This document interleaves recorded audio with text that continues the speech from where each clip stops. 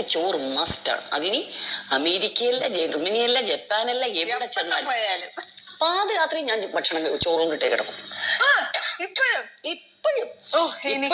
ഇപ്പൊ ഞാൻ താമസിക്കുന്ന ഹോട്ടലിലും രാത്രി നന്നായിട്ട് വേവണം എനിക്ക് ചോറ്. ഇപ്പൊ ഡബിൾ ബോയിൽഡ് റൈസ്. അപ്പൊ ഈ വടിപോലെ പെണീറ്റ് സല്യൂട്ട് അടിക്കുമല്ലോ. അതാണല്ലോ ഹോട്ടൽസിലൊക്കെ ബാസ്മതി. അതിങ്ങനെ പരേഡിന് നിൽക്കും പോലെ പ്ലേറ്റിലിട്ട് നമ്മളെ നോക്കിക്കൊണ്ട് നിൽക്കും. ഇവനെ എടുത്ത് ഞാൻ തമാശ പറയലടാ, ആ 2 ചോറെടുത്ത് നമുക്ക് ഈ അടപ്പ് പൊക്കാം.